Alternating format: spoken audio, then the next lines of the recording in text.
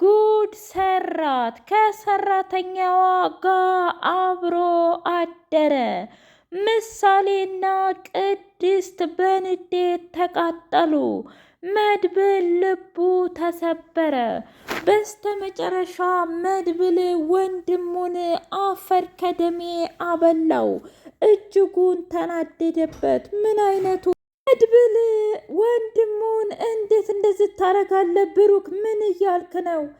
ቅድስቴ ላይ እንደዚህ አረመኔነትና ጭካኔነት የተሞላበት ነገር ታደርጋለህ ብዬ አስቤውም አልሜውም አላውቅም ነበር። ግን አንተ በጣም አረመኔና ጨካኝ ነህ። አንተ እንዳንተ አይነት ወንድም የለኝም ብሎ አለው። ወንድሜ ወጥመድ ነው፣ ሆን ብላ አጥምዳይ ነው እንጂ እኔ በፍጹም አልተጠጋዋትም። ምንም ነገር እንዳልተፈጠረ ደግሞ እርግጠኛ ነኝ ወንድሜ፣ እባክህ እመነኝ እባክህ እያለ ቢለምነውም እንኳ በቃ ከዚህ በኋላ በፍጹም ቅድስትን እኔ አግቢ ብሩክን ብዬ አልለምናትም። ውሳኔው የቅድስትና የቅድስት ነው። ቆይ አንተ አየኸው ሴት ሁላ እየሮጥክ የምትሄደው ቆይ ለምንድን ነው? የእውነት አንተ በጣም ታሳፍራለህ። ምን አይነቱ አረመኔና ጨካኝ ነህ ብሎ ጥሎ ሄደ። ምሳሌዬ አባዬ ቆይ እንዴት ነው ቅድስቴ እያለች እሷ ጋር አብረህ ያደርከው ብላ አለችው። ብሩክ እጅጉን ደንግጦና ለማስረዳት ግራ ገብቶት ቆይ ምንድን ነው የተፈጠረው? አንቺ ልጅ ምን ሆነሽ ነው እኔ ጋር ያደርሽው? ቆይ ማን የላከሽ እያለ ቢጠይቃትም እንኳ ግግም ብላ ምን ነው ማታ ስታደርገው እኮ እንደዚህ ብዙ ጥያቄ አልፈጠረብህም ነበር። አሁን ከነጋና እጮኛህን ያየ ጊዜ ነው እንዴ እንደዚህ የምትቀበጣጥረው? ትሰማኛለህ ብሩክ፣ አብረን ያደረግነውን ነገር በፍጹም መርሳትና መዘንጋት የለብህም። ደግሞም ጣፋጭ ምሽት ነው እያልክ አንተ ራስህ ስታወራ አልነበር ወይስ ደግሞ ያ ሁሉ ነገር ውሸት ሆነ ብላ አለችው። ትሰሚኛለሽ እባክሽ፣ ለነገሩ አንገትሽን ደፍተሽ እንደዛ ሳገኝሽ ሚስኪንና የእውነትም የዋህ መስልሽ ነበር። ለካንቺ በጣም አረመኔና ጨካኝ ነሽ። የኔን ነገር ለማበላሸት ነው ማለት ነው የመጣሽው። በጣም ታሳፍሪያለሽ። እንዴት ሰው ሊረዳ መጥቶ እንጀራሽን የከፈተልሽን ሰው ህይወት ታበላሻለሽ ብሎ አላት። እባክህን ብሩክ ለተፈጠረው ነገር ይቅርታ አድርግልኝ። ነገር ግን ከዚህ በኋላ አላስቸግርህም። እዚህም ቤት ልስራም ብዬ አላስገድድህም። አንተ የፈለግከውን ውሳኔ ወስን ብላ ወደ ክፍሏ ገባች። ወደ ወይዘሮ ትጋ ደወለችና ሁሉም ነገር እንደተሳካ ነገረችው። ምን? አዎ ከዚህ በኋላ ያልሽኝም በሙሉ አጠናቅቄ ጨርሻለሁ። እናም በቃ እንኳን ደስ ያለሽ ብላ ስትላት ማህሌት ጮቤ ረገጠች። ከዝና ጋር ስለነበረች ምንድን ነው የተፈጠረው?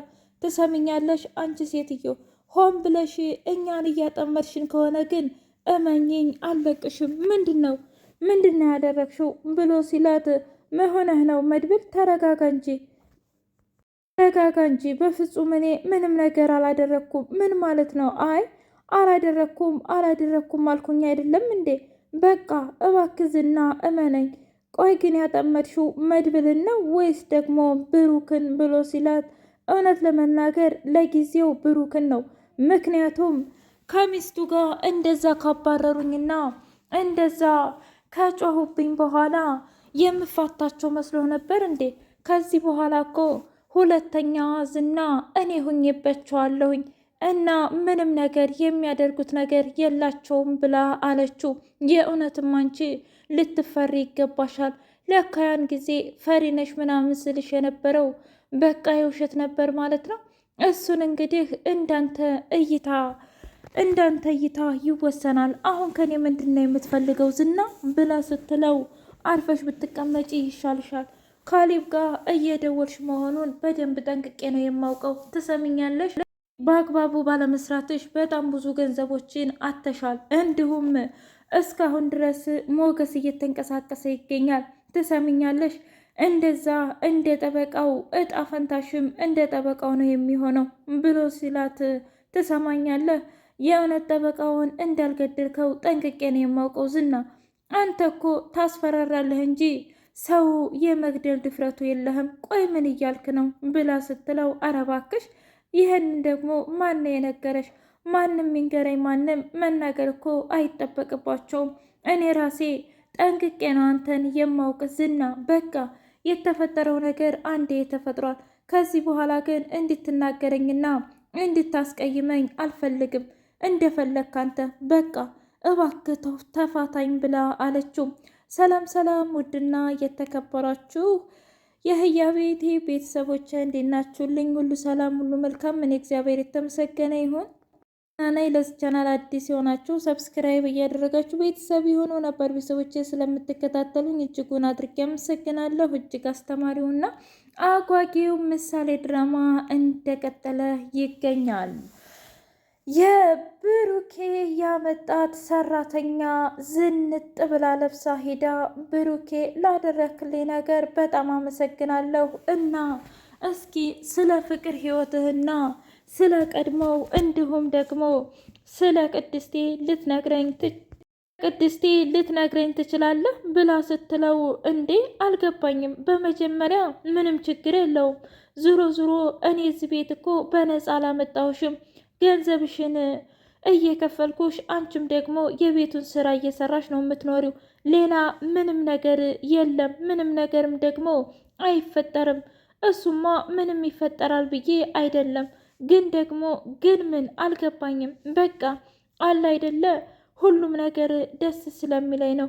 ስለዚህ ስለ ቅድስትና ስለ አንተ ትጨርስልኝ እንዴ? መጨረሱንስ እጨርስልሻለሁ፣ ግን ደግሞ በዚህ ልክ ለማወቅ ለምን ጓጓሽ ብዬ ነው። እኔ እንጃ ከዚህ በፊት ሚስት ነበረችሁ ብላ ስትለው፣ ብሩኬ በደካማ ጎኑ ስለገባችበት አዎ ነበረችኝ። እውነት ለመናገር ሚስቴ ማለቴ የምሳሌ እናት ከሞተች በኋላ ማህሌት የምትባል ልጅ በያት ያው ሚስቴ ናት። እናም ህይወቴን እንዳልነበር ያደረገችው እናም ምስቅልቅልን ያወጣችው ሴት እሷ ናት። ግን ደግሞ እድሜ ለቅድስት አሁን ተክሻለሁኝ እያለች ሲያወራት በጣም ይገርማል። ግን ደግሞ እንዳንተ አይነት ጨዋና እንዲሁም ብልህ ወንድ በፍጹም ሌላ ሴት እንደዚህ ልታዋርድህ አይገባም ነበር። አንተ እኮ መልካምና ጠንካራ ወንድ ነህ፣ የዋህ ወንድ ነህ ብላ ስትለው፣ ችግር የለውም በቅድስቴ ተክሻለሁ እኮ ስላደረግሽልኝ ነገር በሙሉ አመሰግናለሁ፣ ማለቴ ስለ ሀሳብሽም ጭምር ብሎ አመሰገናት። መድብልና ብሩክ ስለነ ካሌብና ስለነ ዝና እያወራ እና ስለ ጠበቃው ጉዳይ ምን አዲስ ነገር አለ ብሎ ሲለው እማ ደስ የሚል ነው። ቤተሰቦቹን አግኝቻቸዋለሁ። እውነትህን ነው? አዎ በጣም ደስ ይላል አይደል? ኋላ በቃ ምንም የሚያጨናንቅ ነገር የለም። አሁን እንደምንም ብለን ለምነን አምጥተን ጠበቃውንና ቤተሰቦቹን አገናኝተን በቤተሰቦቹ መደራደር ነው። ከዛም በኋላ ሆን ብሎ ሂዶ እራሱ ማንም ሳይለው እራሱ ይመሰክራል ብሎ ሲል፣ አዎ መመስከር አለበት። ምክንያቱም ዛሬ እንግዲህ ሉላ በፍጹም ከመድብል ተነጥዬ ይቅርታ ከሞገስ ተነጥዬ መኖር አልፈልግም። እሱ የበላውን በልቼ እሱ የጠጣውን ጠጥቼ መኖር ነው የምፈልገው ብላ ተነስታ ሄደች። ምንም ቢሆን እነሱ ለእኛ ብዙ መስዋዕትነት ከፍለውልናል። በዛ ላይ ለእኔም ጓደኛዬ ለአንተም ጓደኛህ ነው አይደል ብሩክ? እናም የሁሉንም ነገር ማድረግ አለብን ብሎ ሲል መድብል አንተ እኮ ሁሉንም ብቻዬን ላድርግ እያልክ ነው እንጂ እኔ ሲጀመር መችም ቢያልኩ ሁሉንም ነገር እኮ እሺ ብዬህ ነበር። አይ አሁንም ቢሆን አትገባበትም። አንተ ከውጭ ስቆጣጠራለህ እንጂ እኔ ራሴ ነኝ የማወድመው። ካሌብንም ሆነ እንደገና ደግሞ ያንን ዝና ተብዬውን አፈር ከደሜ የማበላቸው ዋጋቸውን የምሰጣቸው ሕግ ፍት የማቀርባቸው እኔና እኔ ብቻ ነኝ። ከኔ ውጭ ማንም አይነካቸውም ብሎ ሲል፣ ቆይ ምን እያልክ ነው? እኔ ምልህ ዝም ብለህ ስታየኝ እኔ አንተን ለጅብ ሰጥቼ ብቻዬን የምኖር ይመስልሃል እንዴ? አዎ ብሩክ፣ እንደዛ ማድረግ አለብህ። አንተ እኮ የምትኖርለት ልጅ አለህ። እንደገና ደግሞ አሁንም ቅድስቴ እጮኛለህ። ምን እያልክ ነው ብሎ ሲለው፣ በቃ አንተ እንደፈለክ ምራ። አሁንስ እውነት በጣም ሰልችቶኛል፣ በጣምም ከብዶኛል ብሎ ተናዶ መድብል ወጣ። አየሹ ቅድስቴ፣ እስኪ ንገሪኝ፣ ቆይ እኔ ማን ነኝ? እኔ የማረባ ወንድ ነኝ? እኔ ለወንድሜ መከላከል አልችልም? ሁሌ እሱ ብቻ እንዳለ። ቆይ እኔ ማን አለኝ? እሱ አንድ ነገር ቢሆን እኔ ብቻዬን ቀረሁ አይደለም እንዴ? እኔ ብቻዬን ቀረሁ አይደለም እንዴ? እያለ በጣም ሲያለቅስ፣ ምን እያልክ ነው? ቆይ እኔና ምሳሌን የት ትተኸን ነው? ወይስ ደግሞ የእውነትም አንተ ከኛ ቆርጠሃል? ቆይ ምን እያልሽ ነው? እንዴት ነው እኔ ከእናንተ የምቆርጠው? በፍጹም አንድ ቀንም አንቺንና ምሳሌን ከአእምሮ ያውጥቻችሁ አላውቅም። ወንድሜ ነዋ። እስኪ ንገሪኝ፣ አንቺ በእኔ ቦታ ብትሆኚ ምን ታደርጊያለሽ? እስኪ ንገሪኝ። የእውነት በጣም አያሳዝንም? ያሳዝናል አይደለም? ያሳዝናል። እስኪ መልሽልኝ ብሎ ሲላት፣ እሱማ ግን ደግሞ እኮ ልጅ ስላለህና ለእኔ ለአንተ ለሁላችንም ስለሚቆረቆር ነው። ያው ታውቀ የለ። ታይ እንጂ ቅድስቴ፣ ምንም ቢሆን እኮ እሱ ማግባት መውለድ ህይወት ያምረዋል። እሱን አውቃለሁ። ግን ደግሞ መድብል ጀግና ነው። በዛ ላይ የሚረዱት ልጆች ስላሉ ምንም ነገር እንደማይፈጠር እኮ እሱ ራሱ ቃል ገብቶልን የለ። እስኪ ንገረኝ ብሩክ ብላ ስትለው፣ በጣም ይቅርታ ቅድም ለተናገርኩት ነገር ይቅርታ አድርጊልኝ ብሎ ሲል፣ ኧረ እኔ ችግር የለውም ይቅርታ አድርጌልሃለሁ። ደግሞም እኮ በአንተ በፍጹም በአንተ እኔ ምንም አላዘንኩብህም። ለነገሩ ትክክል ነህ። ምንም ቢሆን ወንድምህ ነው እና አንተም ተኛ ትጨክናለህ ብዬ እኮ አላስብም። እኔም ይቅርታ አድርግልኝ ብላ ብሩኬን እቅፍ አደረገችው። ዳጣና እንዲሁም ቅድስቴ፣ ምን ነው እስካሁን ምንም ነገር አላደረገሽም? ማለቴ ያው ሰራተኛይቱ ከገባችበት ብዬ ነዋ።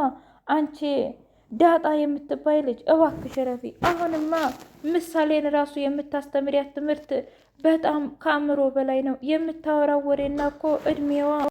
እባክሽን እንደዚህ አታድርጊ። የእውነቴን ነው ምልሽ። ምሳሌን የምታስተምሪያት ነገር በጣም ከባድና ከሷ ከአእምሮዋ በላይ ነው ብላ ስትላት፣ አይ እንግዲህ ትሰሚኛለሽ፣ እውነት ለመናገር እሷ ራሱ ብልጥ ናት። ስለዚህ ለምን ብሩኬ ጋር ተጋብታችሁ ቶሎ አትወልዱልንም ብላ ስጠይቃት፣ ኧረ እባክሽ ተይኝ፣ አሁን ላይ ይሄ የዝና ጉዳይና የካሌብ ሙሲሳ ነገር እጅጉን ከብዶባቸዋል። እሱን ካያስተካክል እኮ ሰርግ ወይም ደግሞ ምላሽ የሚባል ነገር የለም ዳጣ። እናንቺም ስነ ስርዓት ብትይዥ ይሻልሻል። እኔ ምልሽ አንቺ ግን ከዛ ከናተን ጋር እንዴት ናችሁ ብላ ስጠይቃት፣ አሪፍ ነው እውነት ለመናገር ኤቪ የምትባል አረመኔ ጨካኝ ባትኖር እኔ እንዴት ተስማማኝ ብላ ነገረቻት። ደህያ ቤት ቤተሰቦች የዛሬው ይህንን ይመስል ነበረ። በቀጣይ ቪዲዮ እስከምንገናኝ ሼር፣ ላይክ፣ ሰብስክራይብ እያደረጋችሁ ቤተሰብ ይሆኑ ነበር ቤተሰቦች።